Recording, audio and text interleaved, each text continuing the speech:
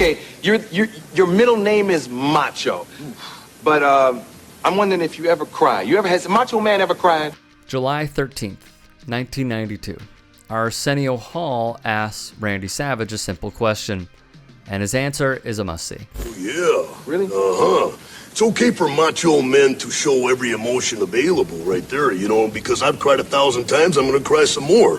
But I've soared with the eagles, and I've slithered with the snakes, and I've been everywhere in between, and I'm gonna tell you something right now. There's one guarantee in life, and that there are no guarantees, yeah.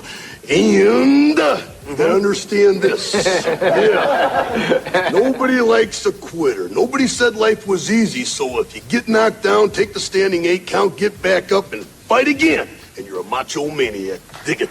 The Macho Man showed with his words, it's okay for many, including men, to shed tears. What's weird to me is you have lists like this, which gives 15 and only 15 times it's okay to cry in sports. After all, to me, there are 3 things we all should do every day. If we do this every day of our life, you're going to have, what a wonderful, number 1 is laugh. You should laugh every day. Number 2 is think. You should spend some time in thought.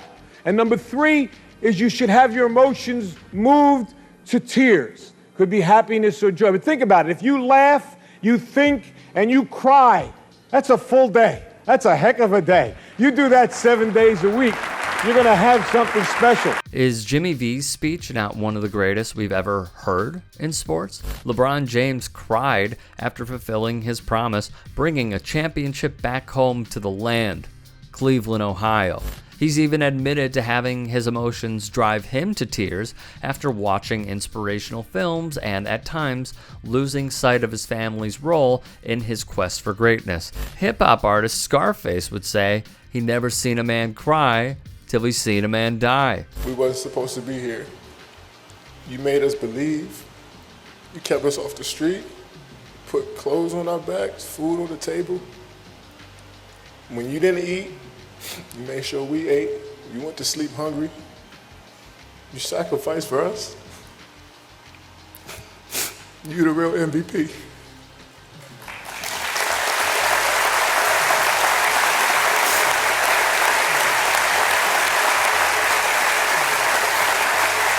Who could forget Kevin Durant's moving speech about his mother? Floyd Mayweather cried during his Hall of Fame speech. I was born for it. And now those days are gone. It's empty. I'm nothing. I'm working on being the art of humbleness. Can you believe in me? That's the reason why I'm crying, because I'm not that person no more. One of the greatest heavyweights of all time, Mike Tyson, he's not afraid to shed some tears either. Obviously, the crying Jordan meme came from one of the greatest players ever in the association, and then when Kobe Bryant passed, MJ cried some more at Staples. One user who saw this clip of the Macho Man come across the TL said it was the best life advice, while another wrote, "Gotta love Macho Man Randy Savage. Who else can break down toxic masculinity so eloquently while dressed like that?" One study found men cry on average about 4 times a month.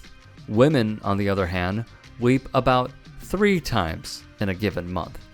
Regardless, what we saw from Savage was humbleness. We saw a man who is unafraid to let his emotions bring him to tears. It's brutal honesty from a man who many say is the face of masculinity. One tweet that stuck out to me was this: I watched Macho Man in a hotel go off on a man who asked for an autograph for his son. The shocked man walked away. Savage then took a deep breath, shook his head, and then ran across the lobby to apologize for taking the bad day he had out on that man.